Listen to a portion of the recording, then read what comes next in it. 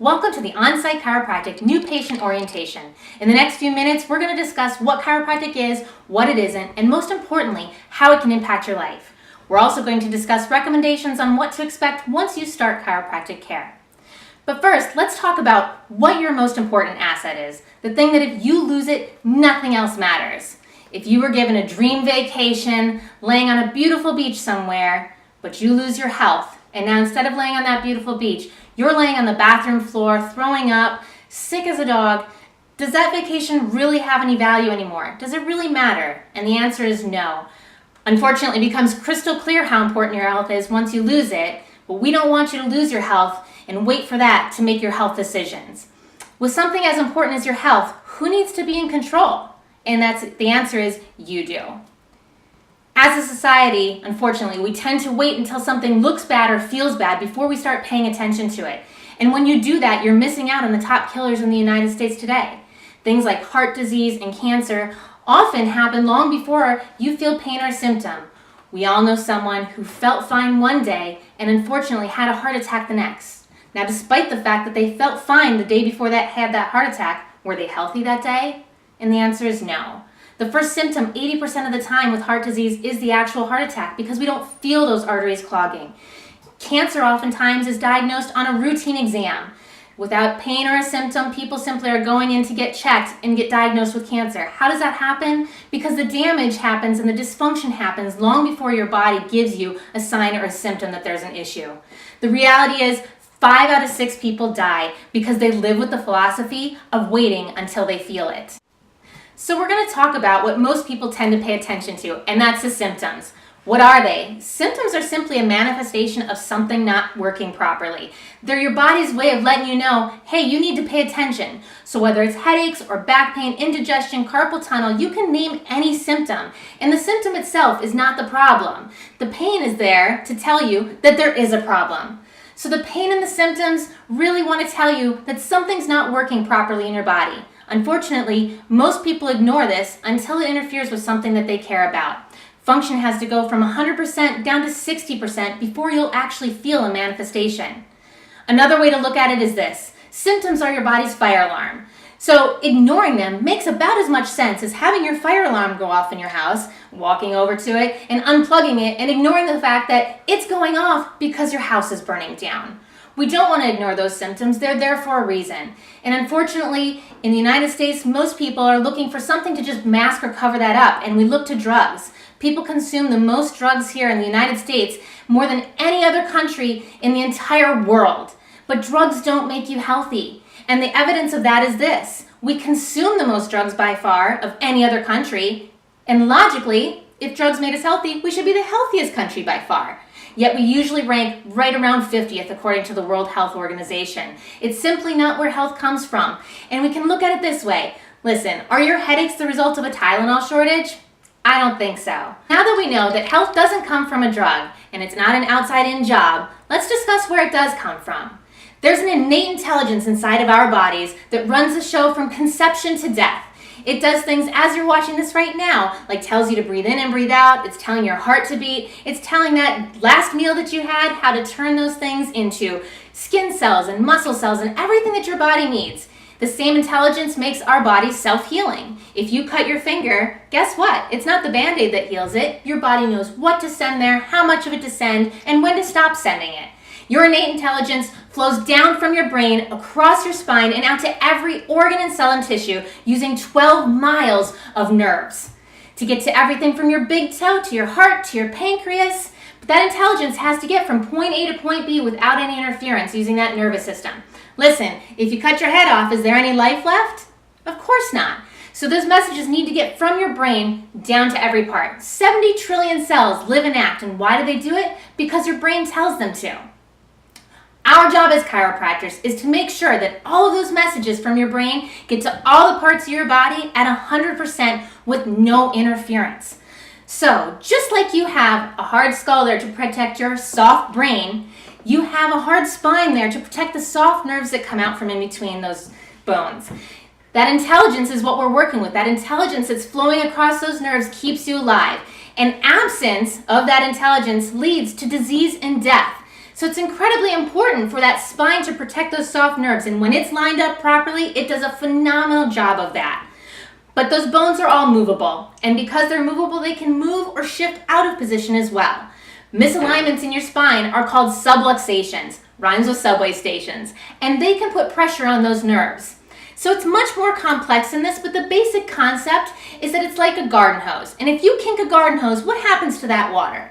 You can completely shut it off, or you can simply kink it and put some pressure on there and slow it down so you can get a drink of water. But either way, as soon as you put pressure on that, you cannot get 100% of that message to the nerve anymore. If you can't get 100% of the message to that part of the body anymore, you also can't have 100% function. It's like a dimmer switch to the organ. So I'm going to demonstrate with using an example as my hand being the brain and my finger being the nerve, carrying the message to some part of my body, let's say it's the stomach, what a subluxation does. Subluxation puts pressure on the nerve. And as soon as we put that pressure there, almost immediately, without being able to get the message, this part of my body starts to dysfunction. So there's a couple of options that you have. If it starts to hurt, I could take a Tylenol, but we already know I'm not lacking Tylenol. It's getting a little inflamed. It's also not lacking an anti-inflammatory. And if I leave the pressure there, no matter what else I do, that still isn't going to be able to work correctly. Even if I do something healthy like exercise. If I leave that pressure there, it's still not going to make a bit of difference because it can't get the message from the brain. So what's the answer? Take the pressure off of the nerve.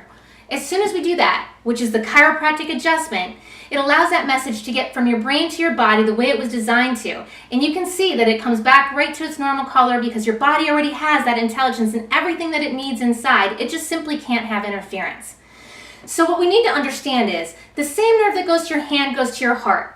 The same nerve that goes to your low back goes to your colon. It controls every organ and cell and tissue.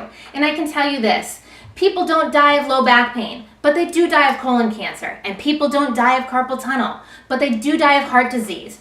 Have an understanding that we need to clear out that interference so that all the parts are able to function the way that they're meant to, whether you're feeling it or not.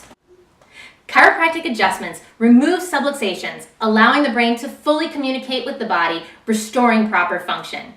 So where do subluxations come from? Different forms of stress is the easiest way to describe it. Physical stresses, sitting is the new smoking. People sit at their desks. People look down at their technology. Physical stresses can create subluxations. Mental stress also has an incredibly physical effect on the body and usually is the biggest culprit for most people to creating subluxations. And chemical stress can also create subluxations. So mental, chemical, and physical stresses can all cause subluxations. And unfortunately, those are things that we come in contact with on a daily basis. So here's the bottom line. You're healthier when you're under chiropractic care, not because the symptom is gone, because life is traveling to the body the way it's meant to. We want you to start moving toward health, to be proactive with your health decisions rather than waiting until it's a crisis and you're making those decisions in the ER. So a little pop quiz. Subluxations, are they good or bad? Subluxations always cause dysfunction. There's never a time when it's okay to have pressure on the nerves. How do you know if you have a subluxation? Well, we can't wait until it hurts. You need to get checked by a chiropractor. If you have a subluxation, how soon do you want to get rid of it and have life getting back to your organs? As soon as possible. And how long do you want that life getting to every single part of your body? And of course, we don't want that for a limited time. We want that to be the case for as long as we live. It's your health. You do the healing. We expect people to get well because it's a law. The intelligence is there. So as I said earlier, when you lose your health, it becomes crystal clear how important it was to you. We're given one body and you're in control. You decide. We want you to take action now and let chiropractic help you live the life you were meant to live. So once you start chiropractic care, what can you expect? The first thing that we need to understand is that health is a process and it's not a destination. Subluxations come from many things. Different forms of stress that we come in contact with day in and day out. And chances are that dysfunction has been present longer than you realize, quite possibly for years. Your body's gotten used to that pattern or bad habit. So you can kind of think of it this way. Think of it, instead of a crooked spine, you have crooked teeth.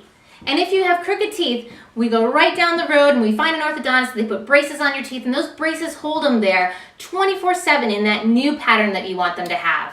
But what happens if you take those braces off too soon? Where do the teeth go? They go right back to what they were used to.